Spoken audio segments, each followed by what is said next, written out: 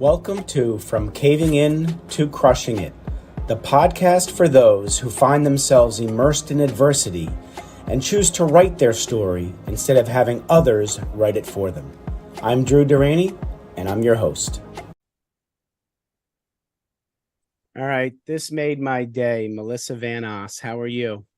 I am wonderful. How are you, Drew? I'm doing well. Thanks so much for coming on. And it's funny. We've known each other for a while now, and obviously you helped me get my book out there to the masses, and I appreciate you for that. I appreciate you for a lot of things, and a lot of those things will come out today in our discussion. But just how you embrace life has rubbed off on me and has helped me. And I'm going to guess that you've maybe not always been this way. Maybe you have, but then we're going to find out, because we're taught at a young age that life is linear, right? We're taught that, hey, Melissa, if you do A, B, C, and D, you're going to get to E. And we believe it. And then we do those steps and something gets in our way that wasn't part of that formula. And we have a decision to make. And some of us move forward, either plow through it or move around it, and some retreat. I don't see you as the one who retreats. So if you could reach back as far as you like and grasp that defining moment that was something that just hit you and made you realize, Melissa, there is a better and different way to live, and I'm going to take that route.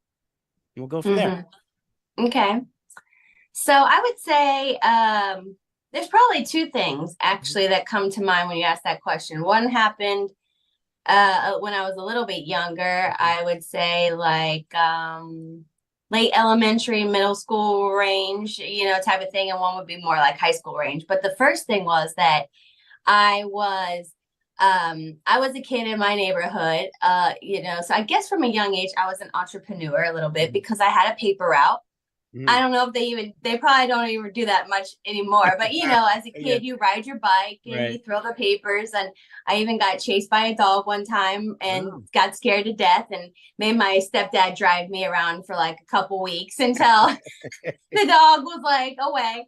But so I would do my paper route every day, have my little stash of cash. And my best friend lived basically like two streets in front of me. Okay. And I'm from a very small town, like one traffic light in the Midwest. If you blink, you miss it. So more, soybeans than people type of feel to it. I'm a country girl, actually.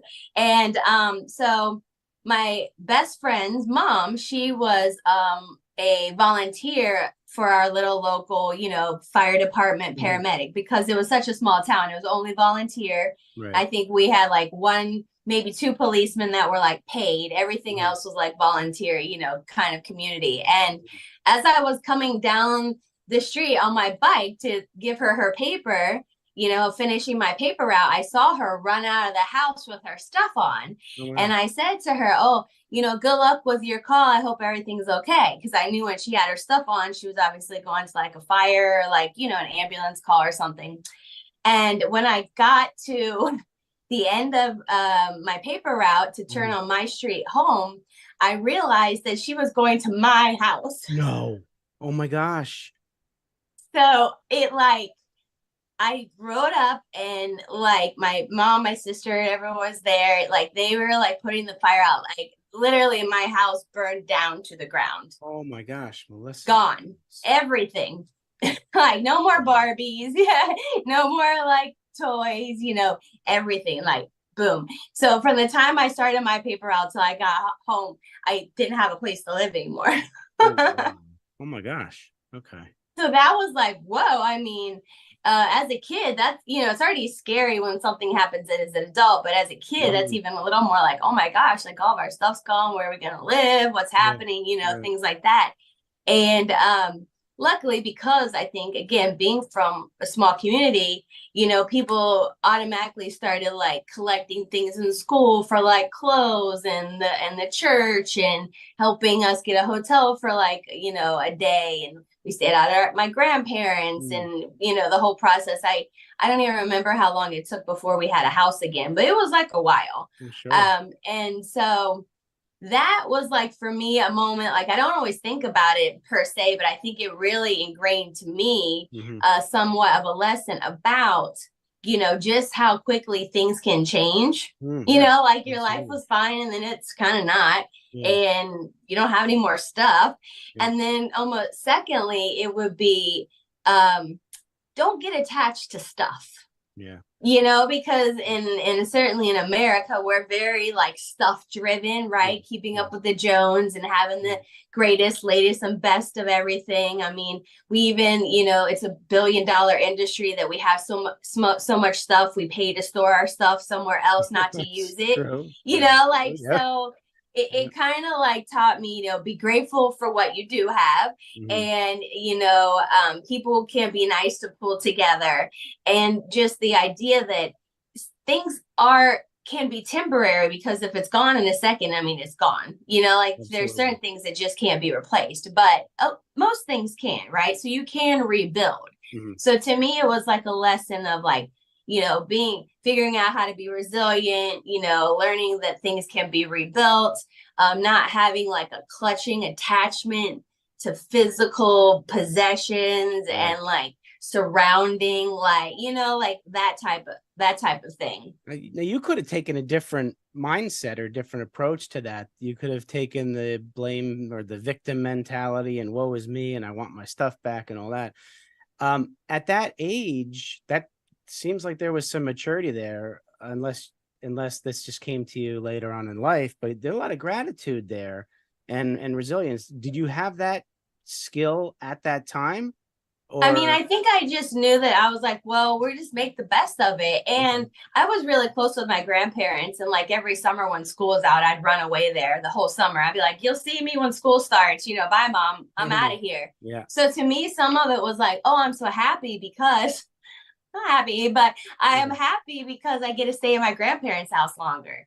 Okay. And Yeah. like she like packs me my lunch, and we get Mm, all like the fun stuff. Like she gives us a yeah. couple bucks for school with Yeah. our little lunch bag. And Right. it was like it was like getting close to my grandparents going through it, but like just having that different thing. Like we had to buy lunch at home, but at Mm, grandma's we got to pack the lunch. We right. had to walk at home to school, but at grandma's we got to ride the school bus. Got it. Like to get a little stash of a couple bucks, for Mhm. pop. We call it pop in Ohio. Yeah. Coke, Yeah. Pepsi at the vending machine. Right. Right. Couple bucks in there if you want to pop after school or something. Sure. And that type of stuff. And then one time, so actually my house burned down twice. What? Um, yeah, Oh my twice this happened. goodness. So two times, like we lost Oh my everything. God. And yeah, the second time I was a little older, and I Uh-huh. definitely remember that they took school, like collection of clothes at school for us, and Okay. things like that. And there's like, you know, the popular kids in school, and that like have the more designer clothes and Right. things, right? And so back in our days, right, Drew, it was like Jordache jeans, Yeah. Yeah. Yeah. Brooke Yeah. Shields and her Jordache Of jeans. course. And I always wanted a pair of Jordache jeans. And so, surprisingly enough, one of the popular girls in my class, her mom donated clothes, and a pair of Jordache jeans were there. Oh my goodness. Something to be thankful So for. I was so happy I had Jordache jeans. Is that when you started being the fashionista and really Yeah, big I into guess it fashion? like got me in the club a little bit to be like, yes, I am there. So, I guess it was like, those little Yeah. like um what do they call it? Silver linings of those terrible situations Well, yeah, that happen. yeah, and you had two solid support systems for each of those occasions. One family, and then I guess the neighbors too, and then you had the Community. school, the community. Mm-hmm. So I'm sure that helped with the resiliency and with the gratitude, having those components early in life. So Exactly. how'd you get through those two things? I'm not even going to ask you how your house burned down twice. but I'm sure there's a story behind. Oh, I'm lesson to everyone, and you'll see in my house, if it's not being used, it's not being plugged in, because at least one was a dryer thing, Okay. Right. faulty thing with that, and the second one was an appliance using an extension cord. Oh, So I okay. don't. You'll see, there's never No really any extension extension cords in cords. my house. I don't leave things plugged in and roll out. I leave. So some of these That's, things are that is big to something that me. a lot of people don't know. It's not just a safety factor. It's also a cost factor. Even though you might not have something turned on, if it's plugged in, you're paying for that electricity. So, Right, yeah. So it's like a twofer. Like for me, it's just like I don't leave things plugged in. I mean, the only things that are plugged in when I go, certainly like out of town or something, would be yeah. like the stove, the refrigerator. That's probably it. Probably it, Maybe yeah. the Roku, so it saves my logins, because I'm Oh, lazy. you need But that. even the TV will be unplugged, Right. Yeah. everything, Yeah. because I'm just probably a little deep seated with that. Of course. Yeah. And You if I'm learn. at You other learn. people's houses and I see those things, and I'm like, Yep. Yep. Learn the and hard then way. Yeah. yeah, and then I would say the other thing that I think moved me and has always been with me, like with this seed, is just I've always felt like I've been a fairly confident person Okay. for whatever reason. Like my grandfather is like very known in our area. He was a school teacher and then an entrepreneur Right. as well. So anywhere we go, people would say his name and he'd stop and chat and shake the hand, and as a kid, we'd be like, let's go, come on, we're trying to leave. And now later I realized, oh, that was like networking. It Yeah. wasn't the internet in the good Right. old days. It was business card, my hat with the logo, the truck Absolutely. with the logo, word of mouth. And so I think seeing, like confidence in just his natural personality, I was a confident person. And in high school, one time I was like, well, I like to just see if I can accomplish things, if I just want to try, set Right. my mind to it. And I decided, I was like, let me just try out for cheerleading just because. Just because it's okay. And Yeah. like whatever. And because I was like a band person, and again, it's like a small school, so some of the kids did like we all did everything for the Right. most part. So Right. I was like, let me just see if I can try out and make it. And there we go through the whole process, and everything like that. And then come the selection day, they called my name, and I was like, me? And they're like, yeah, you. I was like, oh, all right. And I'm like, oh crap. Like now I have to figure out how to fit this into the thing. But, like it was fun to get confidence and from being, like in a small group in front of, so like learning to be in front of a crowd. And then just developing the mindset of maybe you don't like me or get me, like, but that's okay. You either like me or you don't in life. And I don't really dwell on the people that don't get me. I want to be around the people that do get me. So that's always been a part of, I think, my makeup is like, you either get it or you don't. And I'm okay with that. It doesn't mean I don't dislike you if you don't No, get me. no, but I tell you that is a wonderful skill to have at a young age. Most adolescents care what other people think about them, so they don't act or be themselves. They be the person they believe other people will like. And you mentioned the term popular people. I admire the fact that you could be true to yourself at such a young age. That is rare in these days. So I can see how that helped you through it. Now, you have a beautiful mix of strength, and we've talked about the resiliency, but you have a very empathic side of you. And I know you've told me a story of tragedy in your life where someone passed, and I had told you when my dad died, I was there when it happened, that you've experienced that too. How did that situation, if you want to tell a little about that, mold you into the type of human being you are now, which is a very giving, authentic person? Well, I think that experience, my experience was my sister's husband passed away at a young age due to kidney failure. He needed a kidney transplant, and not enough people donate their organs, quite frankly. So he was a young, healthy person who, repercussions because of that disease, took him. And like that was like, whoa, my sister, we were one time at the bookstore and she just like had a breakdown because I was just trying to get her out of the house, right? After it happened. Then we were looking at the grieving books and she's like, I'm so pissed. And I'm like, why? She's like, they don't have any books that say you're 28 and your husband's dead. Like, Oh boy. And I'm like, that's true. It's all like old people or military people losing, like from combat or different sort of circumstances, but not really anything totally addressing like a young person who they're just trying to figure it out. And, this happened. And oh, by the way, my nephew's like 1 month old, so now she's a new mom by herself, and so, that whole process taught me to really just like, especially like any relationship you have, work, relationships, interpersonal, and certainly who you're sleeping in bed with at night and how you interact with your kids, but more like personal relationship idea is that if I feel that I'm getting into a situation or in a relationship with someone where it's conflict, drama, high tension, anxiety, any type of like red flag activity, that's like a I'm out kind of moment, because just here's how I look at it is any second could be our last second. We don't know. Obviously, we don't know what our clock is that when this stops ticking. And since we don't know that, we do have to guard our energy and our interactions very carefully.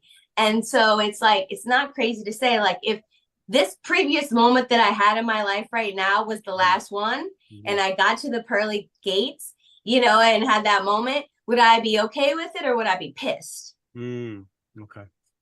Like what, because I was in anger or it was drama or I was stressed or I was living in weakness or letting the world overcome me or whatever it may be, right?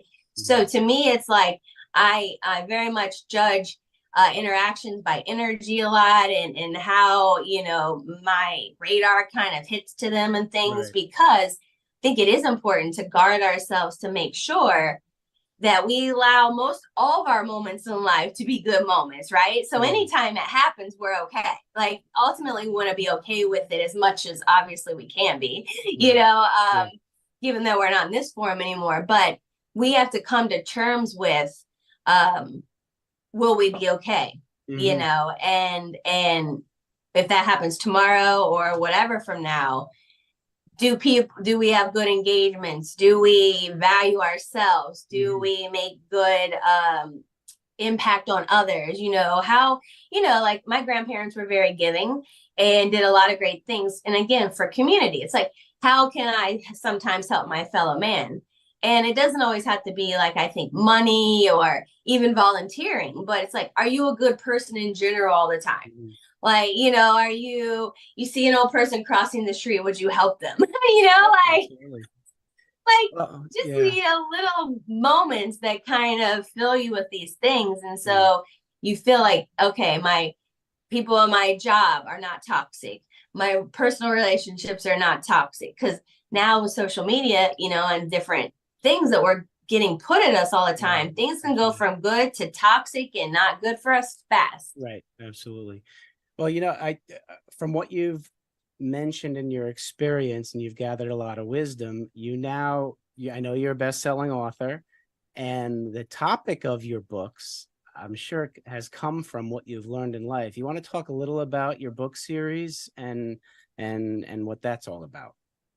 Sure. So my book series is talking about using the topic of the art of seduction as a mindset principle and practice. So I know when most people hear the word, like the S word, the seduction, they're like, wait a second, that's not professional.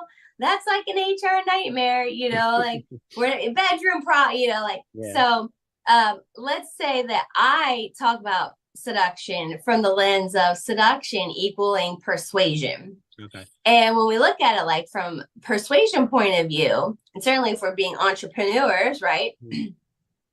You're either being persuaded or you're trying to persuade all day, every day, anyway. Some people call it maybe other names: marketing, advertisement, PR spin, social media influencing, word of mouth advertising, pop up ad, right? So it can take a lot of forms, this dance that we're doing. Right. And so I really think that, looking at seduction in this way allows us to have a break from our normal black and white existence and mindset to one that's open to more possibilities, more color, being open to different ideas and creating a different perception, really, in how you view and look at the world. So the topics of the book are sort of put together. So it's first you explore. So in life, we want to explore the world around us.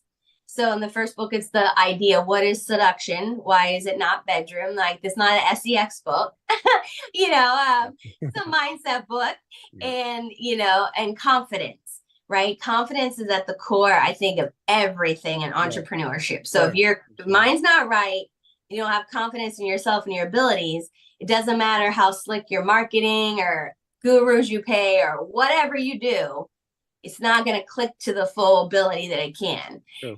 So first we explore the world, get the concepts going. Then the second book is about looking.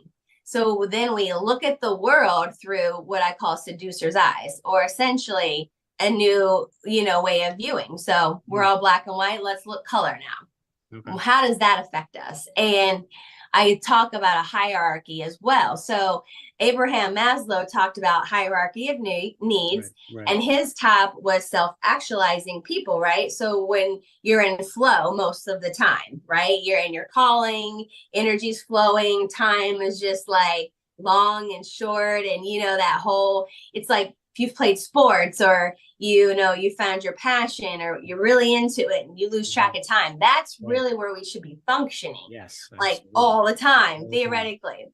And so I create my own principles to get to my third tier, which is awakening your aura of seduction. Okay. So it's that it factor, so that you can have a meeting with someone and maybe you only get one interaction with them. And then lo and behold, they're that person that they just always are sending you email referrals. Oh, hey, Melissa, I met someone that's, whatever. And maybe you don't always pass them referrals. Or like with me, when I did my books during COVID, and I had been off personal social media for about 7 years. I consulted and did it other people. So on the back end, I was doing social media, but my name wasn't attached to it. And so I had to be like, well, I've been off social. I'm going to use it, but no one's knowing what the heck. So COVID was the perfect opportunity that I could pick up the phone like old fashioned and start to reach out and connect with people. And it was surprising to me, honestly, that maybe 5 years or more, sometimes have passed with when I maybe saw that, the person last, and people were picking up my call in the first or second or third ring. Okay. Oh, hey, what's going on?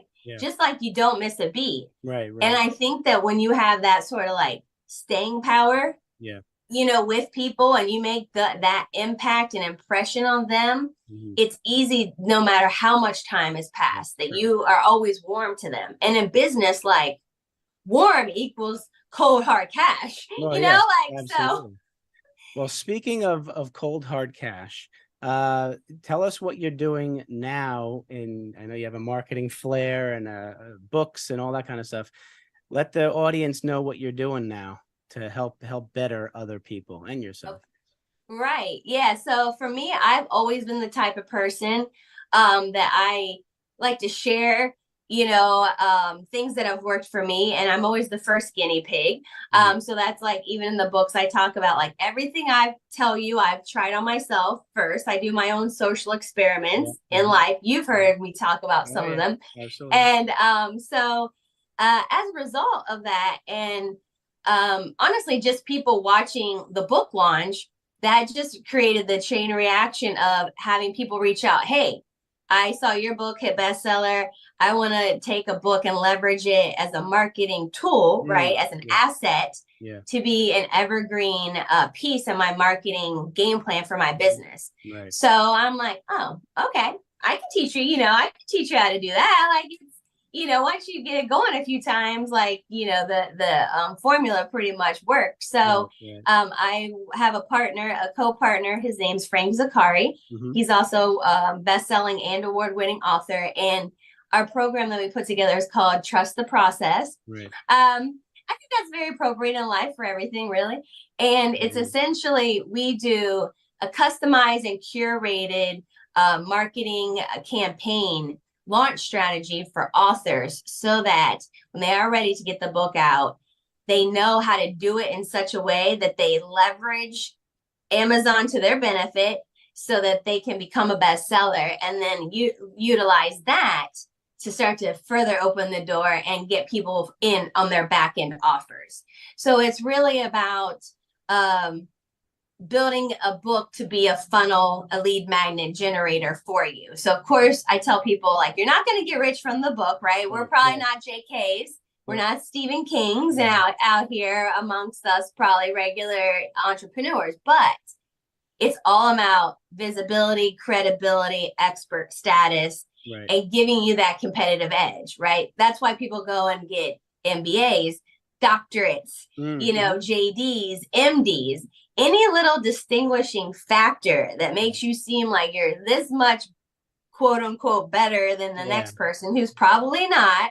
But the perception, right? Work with the perceptions that you're working with. So go to your strengths, work with that. So it's exciting to work with authors on a variety of topics. Your topic was obviously great about not being a people pleaser and how you changed your whole life.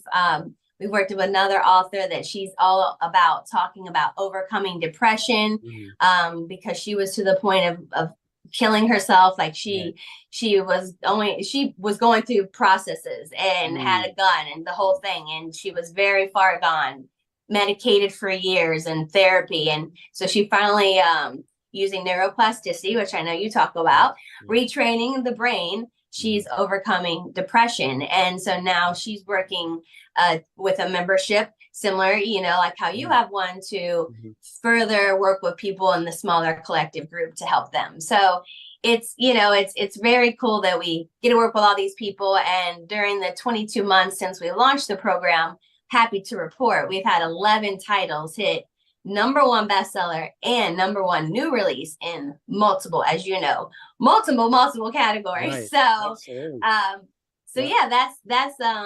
that's the creative side, I think, because when we work with the author, we do like customized like content creation and really try to figure out what you're about, where you're going with it, the whys of it. We're into clarity, because again, if you're clear, people can get behind what you have to offer. And so the creative process with that has been really fun and just good to work with a variety of topics, and it keeps my brain sharp too, because as I learn from authors, reading scripts, manuscripts, then I'm like, oh yeah, that's great, good, this is, keeps my funnel brains sharp. And then the other thing is, just because I've always had a passion for public speaking and just sharing out this mindset principles, the powers of resilience, and all about the inner confidence components that for student leaders and people in the higher ed world. Because I think, and you and I spoke about this, if we can start to integrate these concepts before you get to 40, imagine how much better your life will be, or even your late 30s. So now looking at these places to speak on college campuses and universities and that type of thing, so that it, I think, plants the seeds, that maybe not everyone has the benefit of. So that's been really fun to get a certification with that, and now to be doing various meet and greets and get on the conference circuit and all that. So that's the next fun thing as well. So very impressive. Maybe some students will be ready to write their book. I hope so, right? They have a lot of stuff they could probably teach us too. Yeah, we can learn from everybody. Well, I have to say, I definitely trusted the process of your program. Trust the process. You helped me out tremendously. I could talk to you all day, Melissa. So I got 2 final questions. Okay. First question. You're sitting down with 7 to 10-year-old Melissa, and you want to give her advice about life. What are you going to tell her?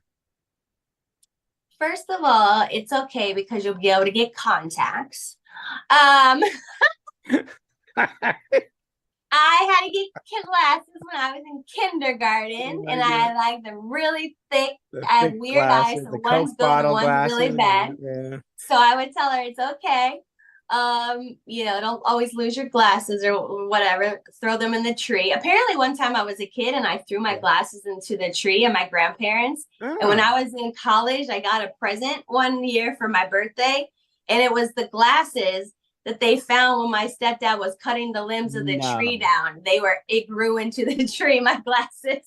I love it. All right. So all right. But well, don't throw your glasses into a tree can be don't throw your glasses into a tree. It'll be okay. You'll get contacts. But I think the main message would be that, everything is always going to be okay. Yeah. Just as it always has, it always is going to be okay. Mm-hmm. And what you think will happen is it's like not going to happen. Right. Like you were saying before, like we plan and everything is like supposed to be this way. And for sure, up to a certain point, I would say I had like a path that was similar to like most of us, right? But it's like after college, right?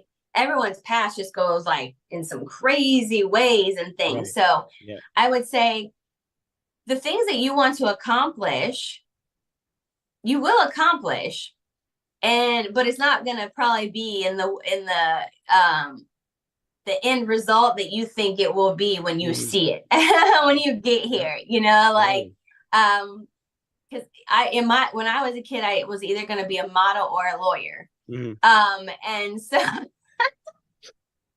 I won the Young Authors Conference when I was in elementary school. So I always liked writing and different things. And so this idea of writing has been sort of like an undertone of different things. And writing a book had been in this notebook I had for probably over 10 years. And when I looked at it pre-COVID, around COVID, many of the things were already checked off that list somehow, right? Like without even keeping track of it, just having written it down at some point, I somehow checked off a bunch of these things. And then just through the universe, meeting someone in a Facebook group, getting introduced to this person, getting called out in a group to say, you're writing your book, right? Now there's the book, and then not for that moment, you and I wouldn't have been to where we are this moment. Absolutely. No, so true. So that's great advice, that it will happen, just not the way you expected. Yeah. Different hat. Last question. You are sitting down with young Melissa, the businesswoman entrepreneur, and you want to give her advice about business. What are you going to tell her? That's a good question. I would say that I would probably tell me, keep being determined. Don't give up on what you want to pursue as goals. Because not all of them may be what other people think are goals that you should pursue or that they would pursue, right? Don't let others diminish your light, your confidence, and your belief in yourself.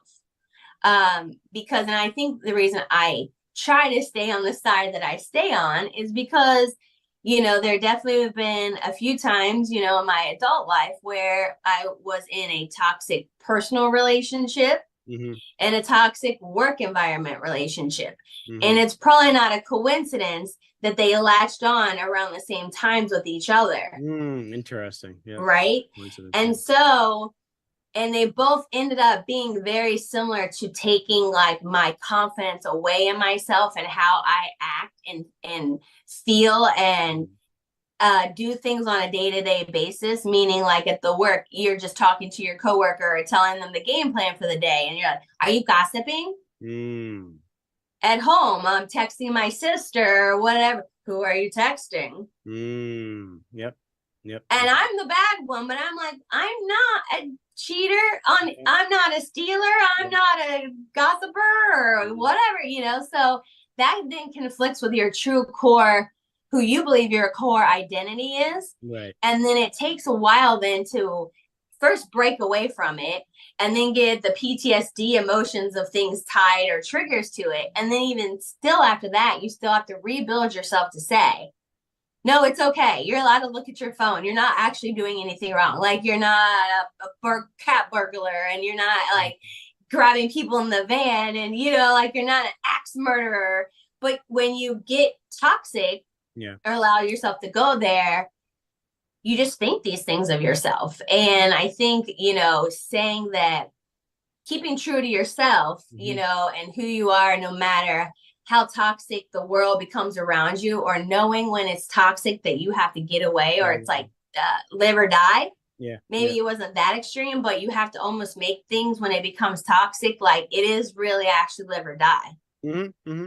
Absolutely. So you have, you know, you have to figure it out, whether it's move away, quit the job, get help with, you know, friends and family to get funds to do what, you know, like your pride might take a hit sometimes to get through things that happen, that you find yourself in sometimes because of, you know, the energy and things do attach. So when you break away, you know, that's where you then start to say, become grateful as you rebuild yourself process. Because sometimes we've had to rebuild ourselves at being a grown-up more than sometimes a kid. But now I think that's reversed because of social media and the things that kids today have to face that we never did. Well, absolutely. So yes, I mean, the advice is don't let anybody take your confidence away.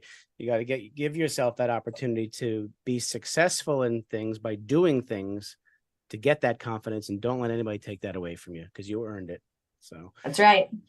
All righty. Well, people now have gotten to know the essence of Melissa Van Oss, and they're going to want to reach out to you. Let them know how they can easily reach out to you. Sure. I am always on LinkedIn. So I think that's probably like the quickest, fastest, easiest way is to grab me on LinkedIn. Let's connect. If you're interested in learning more about the book process, I think it's always good to just learn before you jump in. And if you already have a book done, don't market it or let it launch until we talk, you know? So don't start all over again, because once it's out there, it's a little harder. But yeah, I think everyone has a story. So if you want to tell yours and use it for sure for your leverage of your business, let's talk. Wonderful. Well, Melissa, I'm grateful you're in my life and that we're friends. Thank you for being in my life. And you're a wonderful person. You're doing wonderful things. Keep doing what you're doing. I appreciate it. Thanks, Drew. You're very welcome. Take care, everybody. Thanks so much for listening. If you enjoyed the episode, please subscribe and give us a review to help others find it. I'd like you to answer this question. Are you living the life you want to live? Or are you living the life others want you to live?